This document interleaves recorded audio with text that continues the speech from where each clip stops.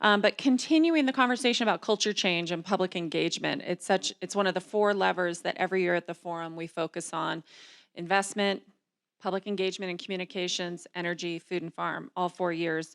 And now our 5th, we focus on these 4 topics. And Geof Rochester is our host of this next session.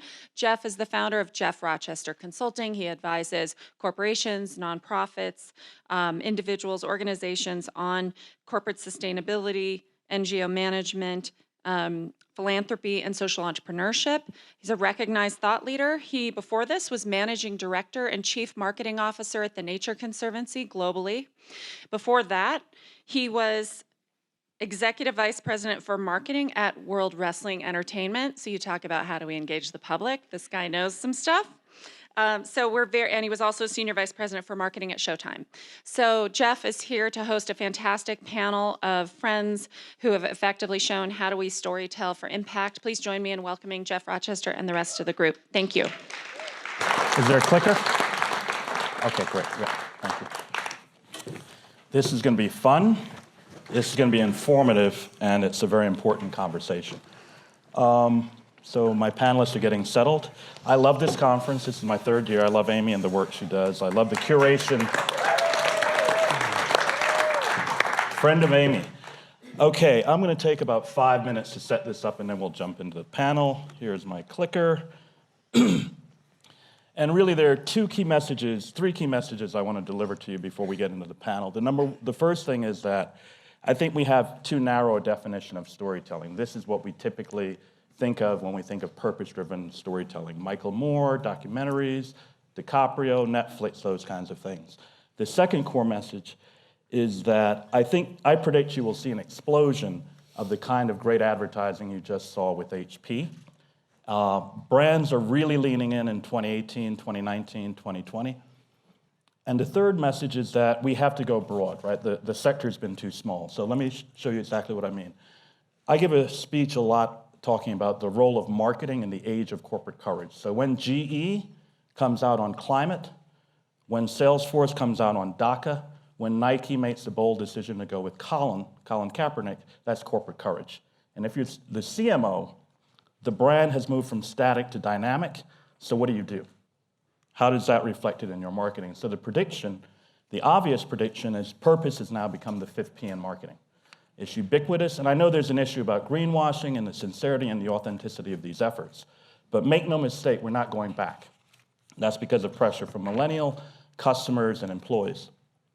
So I love this slide with regards to the numbers. This is the top 5 brands in the world, the top 5 marketing companies in the world, spend $45.5 billion in media. Procter alone spends $10.5. What happens when this sector, these consumer brands, start to get into purpose and storytelling? So an example, what's really going on is Unilever used to be viewed as the world's most purpose-driven company. Paul Pullman has stepped down. Procter wants to supplant Unilever as the world's most purpose-driven company. Again, you can argue the authenticity, but that is the intent. And that's being driven by their chief marketing officer, a guy by the name of Mark Pritchard. I was on a panel with him recently. Mark is the CMO of Procter. More importantly, he's the chairman of ANA. There are 2 big organizations that convene marketers in this country. There's the the American Marketing Association, AMA, and then there's ANA, the Association of National Advertisers. Mark is the chairman, and he's on a mission to get brands to do more social purpose engagement and communication. So what have we seen over the past couple of years? When there was an issue of protecting national lands and public parks, the Apparel Coalition came together, brands like REI, et cetera. This one I love. I've met with the Super Bowl is in Miami in 2020. The chairman and the president of the Super Bowl, which is in Miami, the host committee, have decided they want to make this an homage, an engagement around sea level rise and climate. They want to use that platform, sports, to tell the story. And the sub-branding is called From the Oceans to the Everglades. And if you look at any Olympic bid now, they're having this conversation. Not only are they talking about greening the activity, how do they use the Tokyo Olympics, the platform, to do storytelling? Travel, Palau came out with the tourism pledge. So when you fly to Palau now, they get you to take a pledge to leave the community pristine. These are all teaching moments, is my point. This is not a film, it's not a TV show, but it's a teaching moment, it's storytelling. Music, how many of you have heard of Global Citizen, the Global Citizen Festival? Not that many, okay. So there's a group called Global Citizen. They position themselves as the leader in engaging youth around the world in social purpose. And their iconic event is an annual concert in New York, and they mobilize artists to talk about social change and social purpose. Then you have the disruptors. WeWork, 6,000 employees have said they will not reimburse for any meat meals. And then, of course, Lyft has depositioned Uber as a more socially purposed brand. I get emails from Lyft about gender equality and issues like that. They're using their platform to tell stories and educate and inspire. And then I think a lot about education. This is Discovery Education. It's Discovery's for-profit business unit. They have a database of 4.5 million teachers worldwide. So if you want to educate, inspire a student via teacher, that's a platform for you. So for me, these are all forms of storytelling. So I wake up literally every day thinking about this question. If I had a marginal $5 or $10 million, if you wanted to educate the world, inspire the world, tell stories, what's the best platform? And of course, there's gaming, and people underestimate the power of gaming. So WWF partnered with Zynga, I think, years ago to use that platform to do storytelling. And then finally, this is something that when I went to the Nature Conservancy in 2010, I found shocking. The environmental movement is last. The environmental movement is last in philanthropic giving in this country. The pie is about $390, $400 billion. The environmental movement plus animals gets 3%. And I think that's a failure of storytelling, communication, engagement. We've made this conversation a narrowcast, not a mass market thing. So with that, I will get into the panel. And these are the panelists and their hashtags, et cetera. So if you want to communicate or get a hold of them, that's their information. So. That was quick. Good idea, right? Yep, that's right. Okay, everybody got it? So this is going to be fun, this is going to be interesting, this is going to be informative. Okay. Ready? All set. Cool. All right. So this is a very esteemed, very committed panel of people. I'm really proud. Thank you, Amy, for giving me the chance to lead this conversation. So first up, we have Christie Cooper. She's director of Youth versus Gov, produced by Barrelmaker. So this is the documentary that we've talked about that features the 21 young people who are suing the government. So we'll hear more about that in a minute. She's an Emmy Award-winning cinematographer with a PhD in neuroscience. So please welcome Christie. Next up, we've got Peter Horton. He's a writer, director, producer, and actor who starred in 30-something. So many of you may know him from 30-something. You have to be old. How was you? I love that show. You can be not 30-something. Then he went on to write, direct, and produce television shows like Grey's Anatomy, where he not only directed the pilot, but he received an Emmy nomination and 2 Directors Guild nominations. His latest project is New Amsterdam, big TV show on NBC. And so we'll hear more from him in a minute. Then we have Luis Hoyos, who you've seen a lot of. And he's a filmmaker, executive producer of Oceanic Preservation Society. Never enough. He is widely regarded as one of the world's most prominent still photographers and now directs films with the intention of inspiring social impact. He's best known for The Cove, which became the first documentary in history to sweep all the film guilds and won over 100 awards globally. Including the Oscar for Best Documentary Feature. He also has produced Racing Extinction, which I saw in New York, which is tremendous. And as you've seen, he's now working on The Game Changers. So welcome, Louis. And then finally, final guest is Sarah Finn Robinson, who is the founding director of the 51% Project, a climate communications initiative at Boston University's Institute for Sustainable Energy, where she's a senior fellow. She's also the founding partner of WeSpire. Check it out, if Google WeSpire if you're not familiar with it. It's very important. Platform for Fortune 500 corporate sustainability. So now, to the first guest. Thank you. Sorry, it's a little hot up here. So, for the first guest, for Christie, we wanted to talk about why are you doing the doc in the first place, Youth versus Gov, and talk about your perception, your views on the role of youth today, especially today. Well, I first wanted to ask the audience, do you think that you have a constitutional right to live in a world safe from climate catastrophe? Yes. Good. For some reason, this simple yet revolutionary question is being asked by these 21 youth in our federal courts today. Do I have a clicker? Ooh, sorry.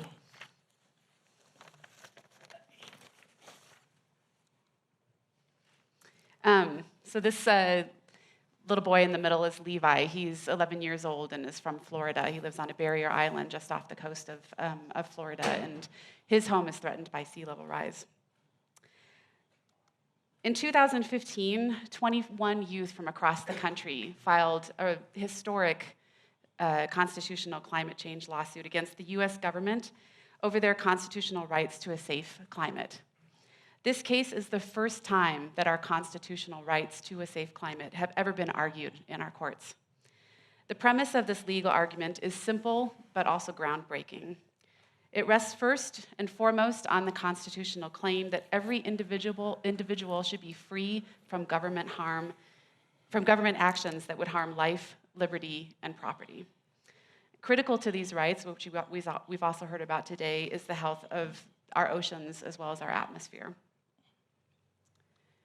An important piece of what the youth are doing in the court is the evidence that they are bringing in this case.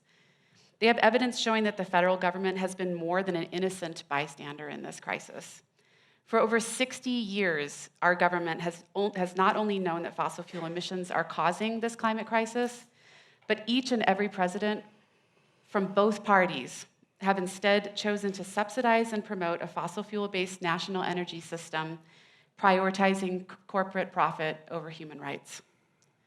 Through these affirmative actions, which I would like to emphasize that these are affirmative actions that the government is taking, our government is denying these youth and future generations the same rights that previous generations had.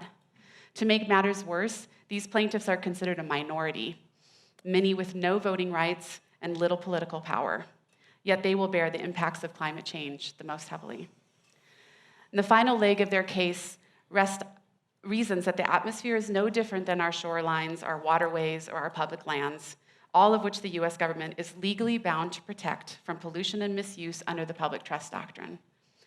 The plaintiffs and their legal team have gone even a step further and are demanding that the US government stop issuing all new fossil fuel leases on public lands immediately.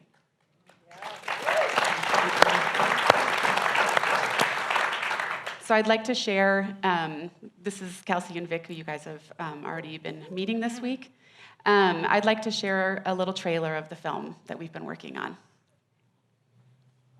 Do I have to hit it again?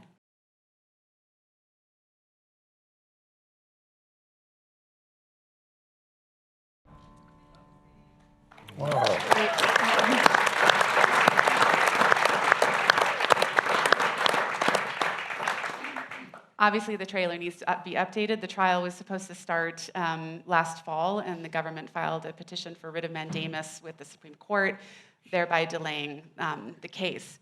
But this case needs to go to trial. These 21 young Americans will then be able to ask our federal courts to decide, was our government promoting fossil fuels, or were they doing everything that they could to stop the climate change crisis?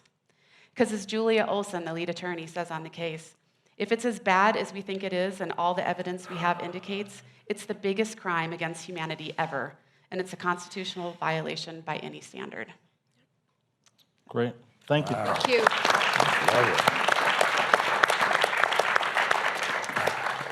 So as I said in my opening remarks, this conversation about social purpose and storytelling tends to be dominated by docs. So Peter, you're the features guy. So could you talk about your perspective on features and their role? And are you doing anything different now with New Amsterdam versus Grey's Anatomy?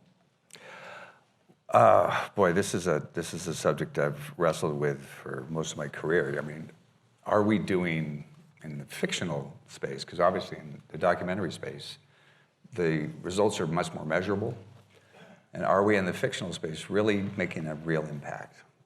And I guess the short answer is a resounding maybe. maybe even a probably. I'll even go that far. So I'll try and make my case to you.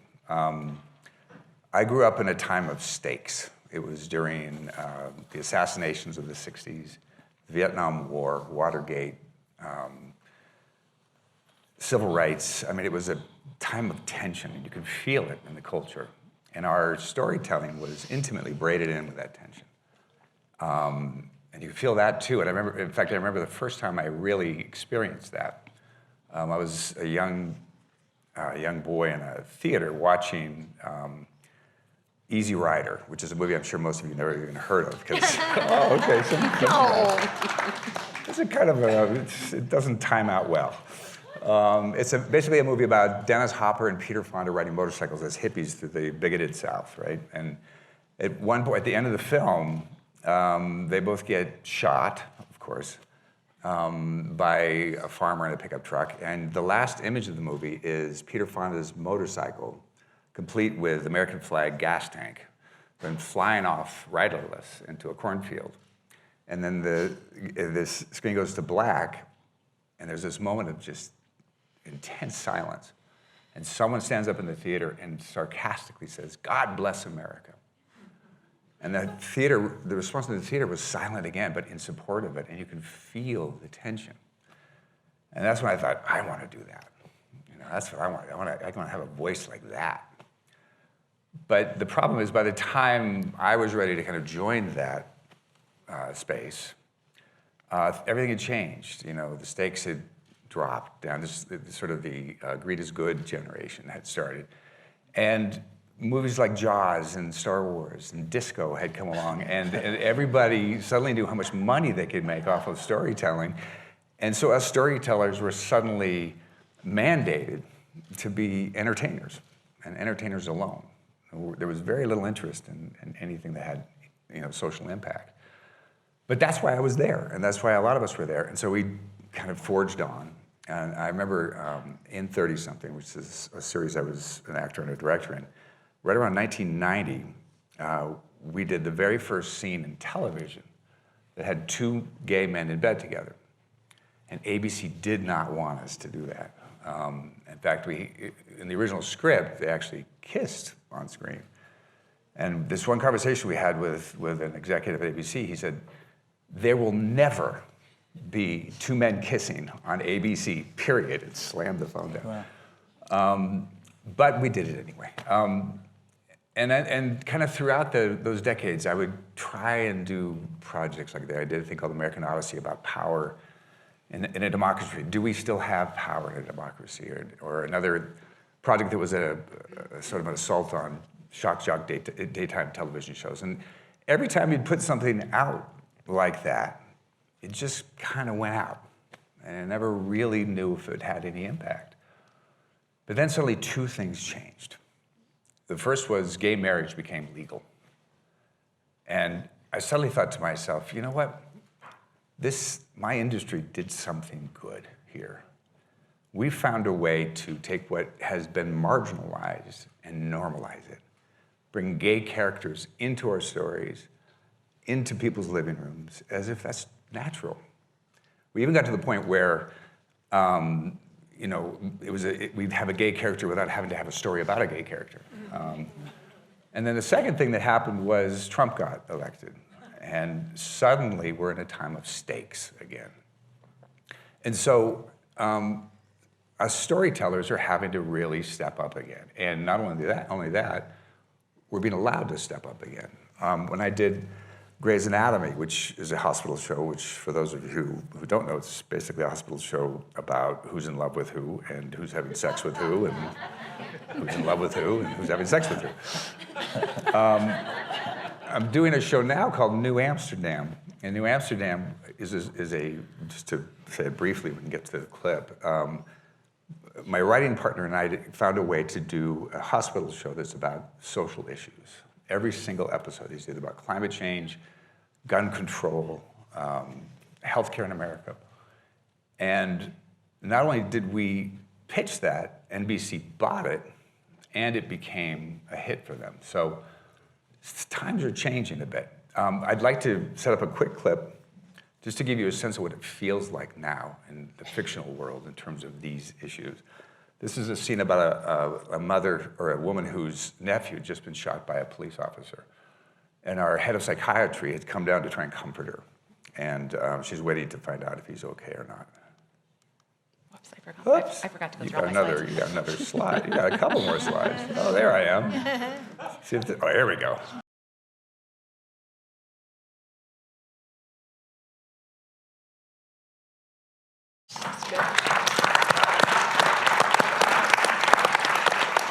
So I have one last piece of evidence to read you quickly, because I know time is limited. This is a tweet we got in one of our fan sites. I don't know where. This is how it goes. Scene. This is a mother writing about her son. She writes, scene. Me binge watching NBC New Amsterdam in the living room after the kids are asleep. Isaiah walks into the room during an episode where the black male cardiologist, played by Jocko Sims, has a chest cracked open and his hands are around a beating heart. I pause the TV. Hey, buddy, can't sleep? Isaiah, rubbing his eyes, his jaw drops. What are you watching? Oh, that's a heart doctor saving someone's life. Isaiah, oh. Turns around, goes back to bed. Several days later, scene. In the car on the way to daycare, Isaiah, Mommy? Yes, baby. When I'm bigger, I can be a heart doctor. Me, yes. Why do you want to be a heart doctor? So I can save lives like the TV. Me, remembering the other night, oh yes, that's right. Isaiah, that heart doctor looks like me when I'm bigger. Me, yes, baby. Yes, he does. So maybe we are making a difference.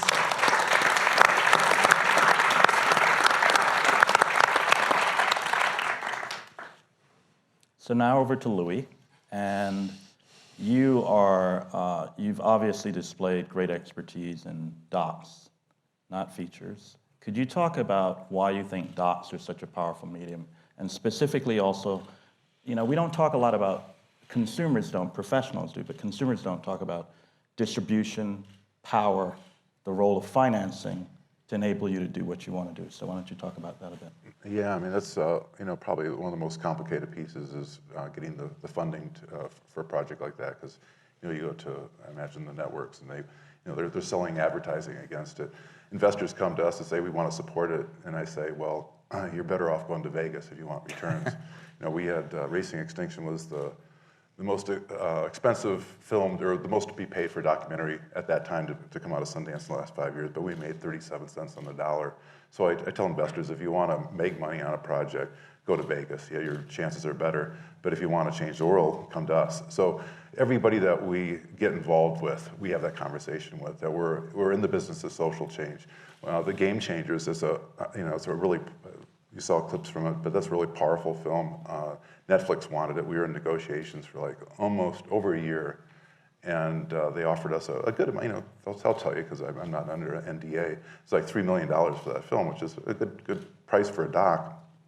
And we turned it down. We're taking less than 1/10 of that, so it's not an original. Original means that it's on Netflix and that's all it's ever going to be on. And that's for most documentary filmmakers, that's a score. That's a big, huge win. But that means that film will never be in China because Netflix isn't in China. They have a little bit in the Middle East. It'll never be big in the Middle East. And we have Jackie Chan that as an executive director, so we can get it out in China. We're impact driven. That's the first. That's our only concern. But getting a return back from the investors is important because nobody's going to get their money back. We've resigned ourselves to that. So it's a different conversation, and I'm really comfortable with that now because we can point to our successes and say, we've done it before. And so all the projects we take on are all, telling stories. We're doing one on female big wave surfers. For the first time, they have parity in the sport of big wave surfing.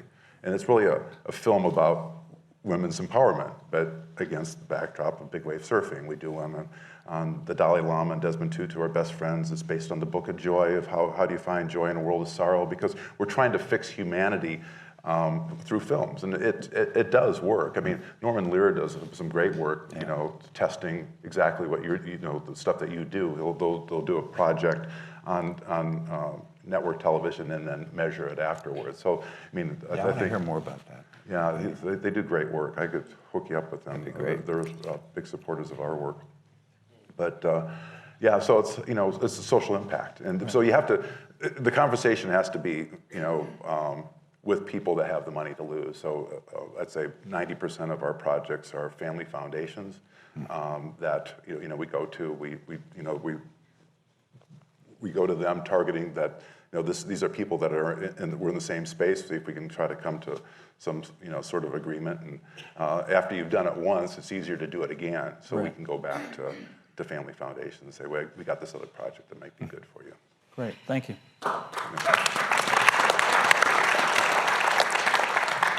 And then Sarah, you more than anyone studies this, studies the communication, studies the science of communication. Can you talk a bit about 51% Project and what you've learned from that? Absolutely. Do I need the clicker? Oh, I think you do. So my question is, why does all this have to be so hard? I'm really impatient with this conversation, even among my family and friends. People who I love and adore and respect and enjoy. I can shut down a family dinner party like that. So I just got really, talk about the last straw, fed up with this. And a year ago, I decided there must be a better way to have this conversation. Certainly, I'm not being very effective here. So I decided to research it. And I discovered a treasure trove of largely unknown scientific research, published papers, peer-reviewed excellence that is really unknown to you people, I think. And so I set out to make it available and to figure out who are the rock stars in the scholarly community that really studies climate change communications. And by the way, if you go to Google Scholar and you enter the 3 words climate change communications, last time I did this, it was over 5 million results. So rather than wade through all 5 million results myself, and these are dense papers with footnotes in like 4-point font, and by the way, they have this thing called abstracts that the professors put together, and even that is completely incomprehensible. So I decided the only way to really figure out what's going on here is to figure out which ones of these papers are most interesting and efficacious and have the best principles that we can bring to light and hopefully make their way into mainstream communications of every sort. But also figure out, so what are the principles exactly that they are identifying? So I am on that track, and I launched this in October 2018, so it's about as old as a 9-month-old baby, I guess. And at the time that I launched it, the demographers who I work with at Yale, and you may have heard of this, I think we've mentioned it here over the past few days, the Yale program on climate change communication, they're just second to none, really. And they also work with George Mason University, which is often left off somehow because Yale has got this cachet. So it's the 2 of them working together that are so awesome. At the time, they released a data set, and this is a long-term study of Americans' attitudes toward global warming. You may have heard of the 6 Americas. So they've sort of sliced and diced the American population into 6 different buckets. And as you might suspect, you've got the deniers at one end, and the hair on fire at the other end. And the 2 categories over here that I'm focused on, and I'm focused on them because these are the people who are already concerned or alarmed about climate change. So I figure, lots of other people worried about all these, deniers and so on, and I'm sick and tired. I obviously am not effective at changing their minds. So I'd rather work with the people who are already engaged, and it's almost 200 million people in this country, so I figured, well, that's enough to work with for now. At the time, the concerned plus the alarmed equaled 51%. And as an English major, I just love that number because it kind of quivers with possibility.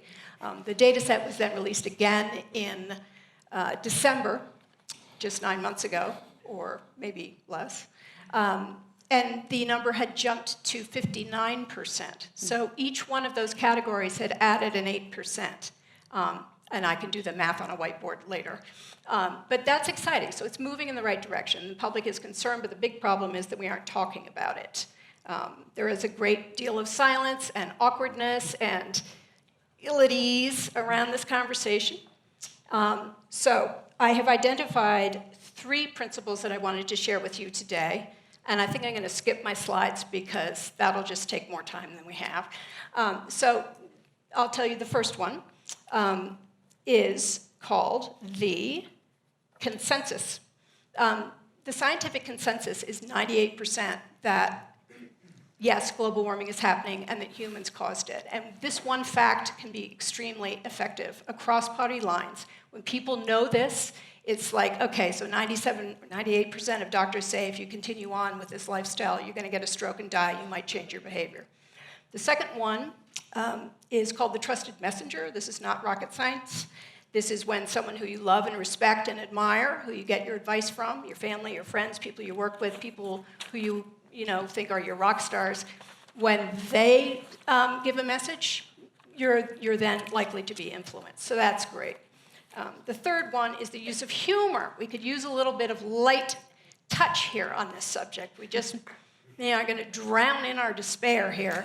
So what I did is recently I worked with a couple of research scientists at the University of Colorado in Boulder who have made it their life's work to study humor specifically around this topic of climate change. And I just put together, and I wish I had all day to show you the playlist that we put together of great examples. I'm not suggesting that everyone start out with a blank piece of paper and try to make up some jokes, because very few of us can do that well. But why not have a look at this playlist, see if you like something, and then use it the next time you're communicating with people. See if you can get people on the same page that way. By the way, I checked. This morning we learned that it was going to be, I think, 107 degrees Fahrenheit in Paris, but guess what? It hit 42.6 Celsius, which is 108.6 Fahrenheit in Paris, France. That's almost 190 degrees, 9 degrees. That's without the dew point. I'm going to end right there. Thank you. Thank you.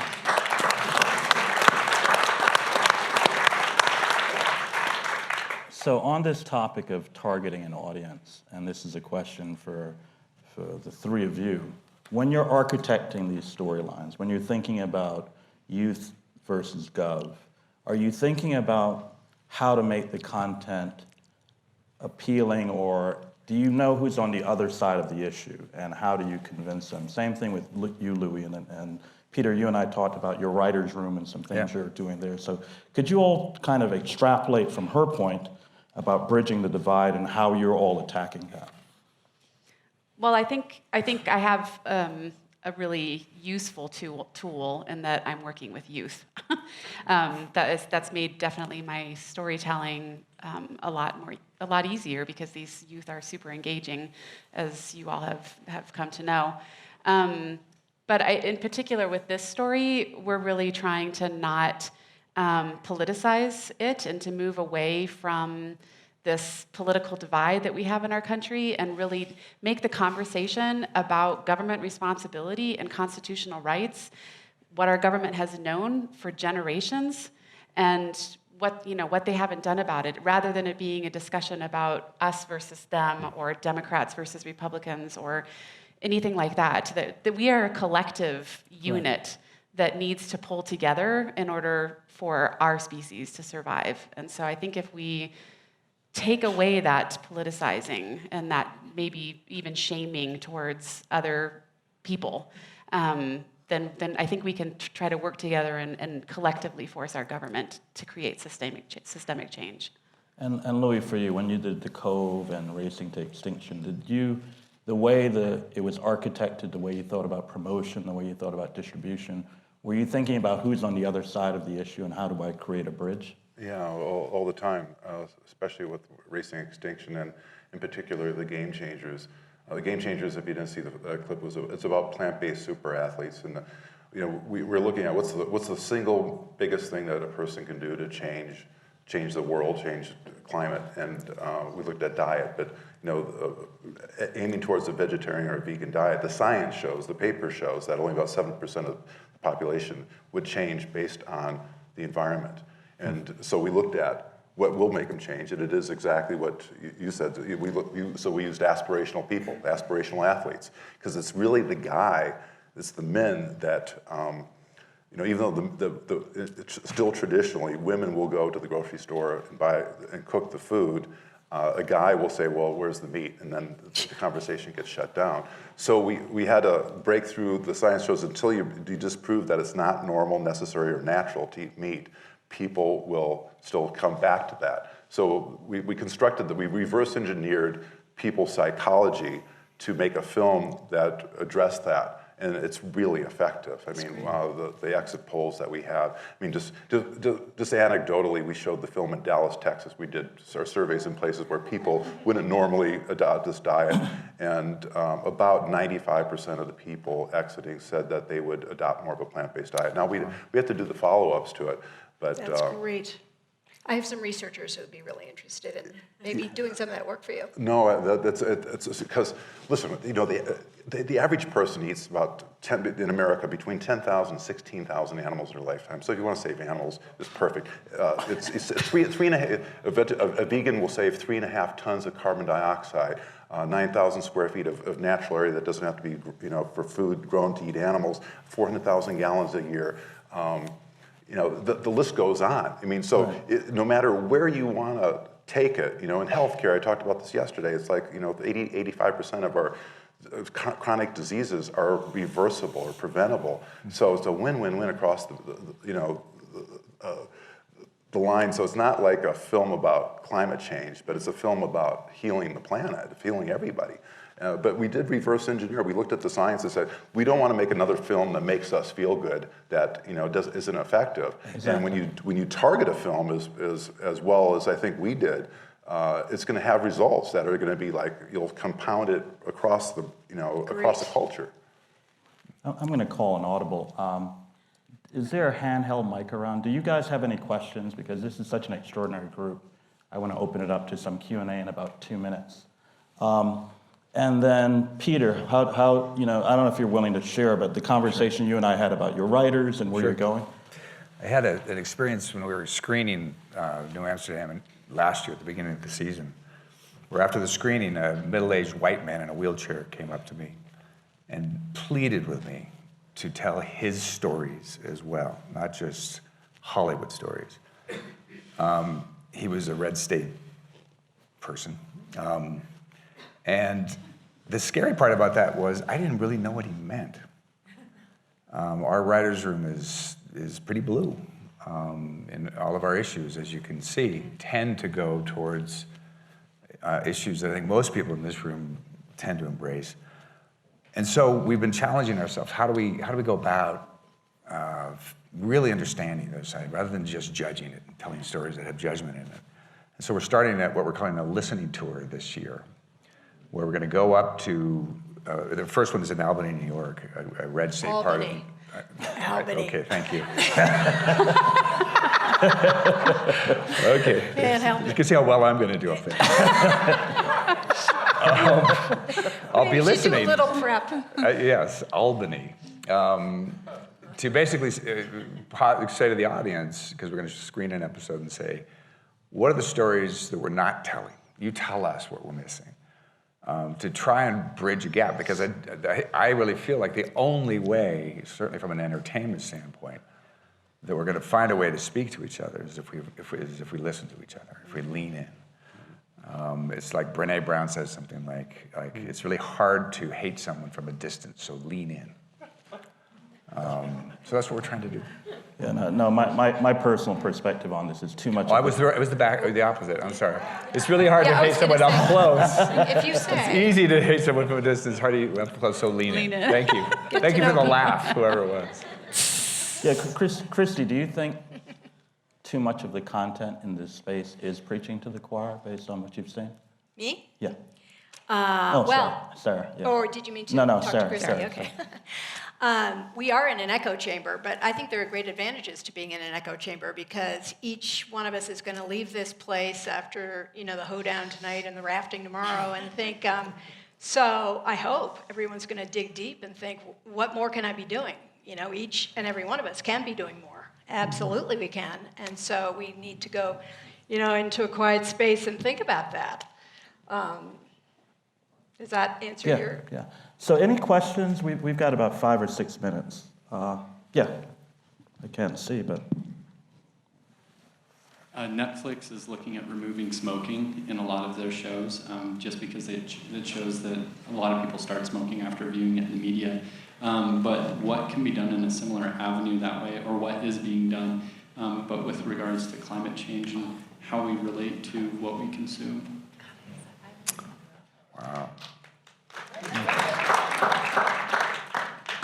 Are you looking at me? Yeah, Let me talk about You're this more a minute. mainstream. And Louis alluded to it. There are 2 groups, at least there were 2 groups. So Norman Lear, the creator of All in the Family, is all about the use of media for social change. He supports a lot of initiatives. So one he supports is UCLA has a school, 501(c) called Hollywood Health and Society. And some of what they do was born out of the CDC back in the 80s with AIDS, where if you're the CDC and you're trying to educate back then 250 million Americans, where do? You go to pop culture, film, and TV. So there's an institution in LA called Hollywood Health and Society, and they focus on exactly this issue. If it's cyberbullying, if it's obesity, and they've just started to talk about climate. And what they do is they liaise with the entertainment industry, the feature folks. They do tours, they do lectures, they bring the science community together with the entertainment community to entertain them on social issues. They pick 2 to 3 a year, and they're very rigorous. They look at the quantitative data. So they'll look at persuasion from a 30-second TV spot or public service announcement versus writing into storyline, which is exactly what you're talking about. Amy, this is the kind of stuff where I would recommend for this institution, this body, this community, as ideas like this come up, we capture them and we feed them out to the community, right? So And make this them should happen. Exactly. What other questions? Thank you. You're welcome. Hello. Right here. Hi, Heidi Bynum. I've lived here a long time. So I don't know how to phrase the question, so I'm just going to put out the words subliminal messaging. What was that? Subliminal Subliminal messaging. messaging. Yeah, why don't you, I think I know what you mean. So did you mean that as a negative or a positive?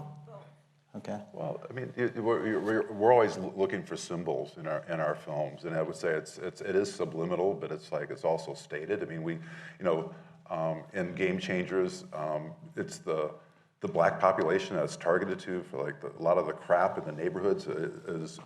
They have these food deserts, and they're selling them non-nutritious food. So in our film, we have probably 40-50% of the characters are weighted towards male black people, and we wanted to weight it towards women, or we're using aspirational characters from a wide demographic. Jackie Chan is an executive producer, and put him up on the first title card. Just so those are all subliminal messages. These are targeted, like, oh, this is somebody I can identify with. This is an athlete I can identify with. And so we used a wide demographic of athletes and people of race and color. I think most good storytelling is subliminal by nature. If you're talking about climate change, for example, Interstellar is a great subliminal climate change movie. Beasts of the Southern Wild, same thing. Whereas a movie like The Day After Tomorrow, or The Day After, I think it's called, which is a movie about climate change, isn't so subliminal, and I think is probably a little less effective. Yeah, they say a good documentary tells, a great one shows, and I think that sort of speaks to your question there. And from where I sit, I always go back to the economics of advertising and marketing.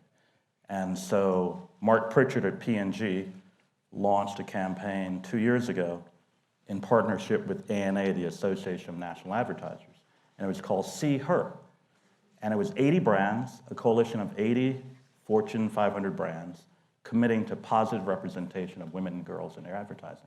So that's subliminal, right? How you cast, Right. the presence of Right. cigarettes or not in an ad is all subliminal.